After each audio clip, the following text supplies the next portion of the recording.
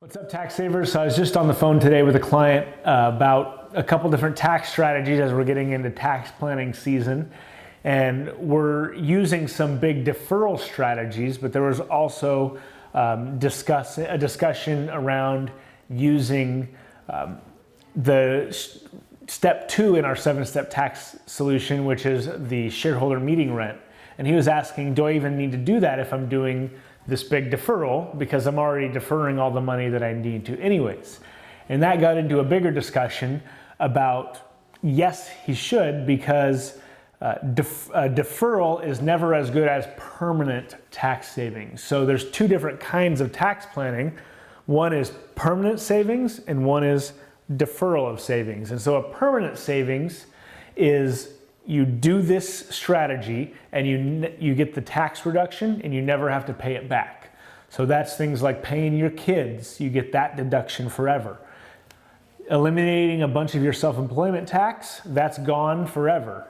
Paying your shareholder yourself as tax-free rent for your shareholder board meeting, that's gone forever. So those are deductions that you never have to pay back. Deferral is basically kicking the can to next year. So it might be prepay a list of vendors in advance for a year of expenses in advance, so you get the deduction now. Well, that's going to come due next year because it's going to be an expense that you would have had next year. Then you have to keep doing it down the line. And so because of time value of money, it's better to have the cash in your pocket. So deferral strategies are still good ones. But if you're looking at two different strategies and they're both going to reduce your tax bill by the same amount, and one's a permanent savings and the other's a deferral of savings, it's always better to take the permanent savings because you don't have to pay that back. Think of a deferral as an interest-free loan from the IRS that doesn't hit your credit score.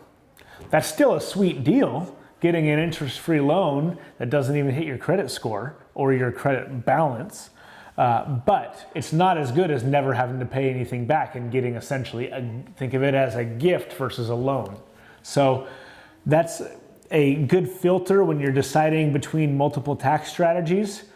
If you've got the option, choose the permanent above the deferral. And then of course, if you need to save more taxes, stack the two on top of each other and get permanent and deferral. If you liked that, hit that button, share it out, subscribe, all of the above. We'll see you next time.